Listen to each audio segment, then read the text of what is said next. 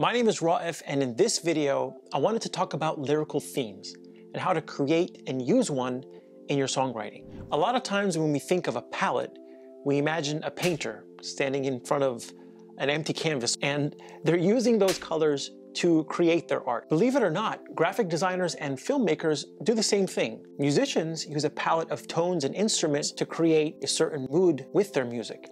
And so for songwriters, our lyrical palette comes from selecting words that fit into a particular theme. What world are you creating for your listener? What theme are you painting your lyrics around? Choosing a theme gives a pathway for your listener to journey into, a pathway for you to communicate the message and feeling of your song. Here's a really simple example. Let's say you're writing a love song and you're using the theme of an ocean. You can begin to paint the lyrics of your song within that world, that ocean world. Let's say I write, "As I sail through life, my love is like the ocean." Using the verb sail paints a picture of a boat or a ship, and my love is vast and deep, like the ocean. This gives me, as the songwriter, a world in which I can build the rest of my song around. I can use clouds, I can use waves, I can use the color blue or gray. There's so many options for me to build and grow my song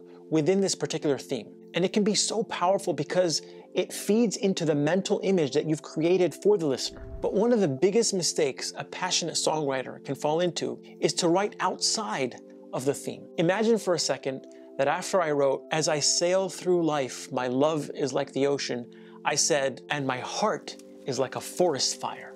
What? So even though that line alone is not a bad line, right? It shows the passion of my heart. A forest fire does not fit within the theme that I've built, and it confuses the listener. It confuses your audience. So to sum it up, creating and using a lyrical theme can be so effective in bringing in and keeping the listener in the world of your song. But if you don't contain your writing to a particular theme, you run the risk of going off on tangents and losing the focus of your song, and maybe even your audience. And again, doing this takes practice.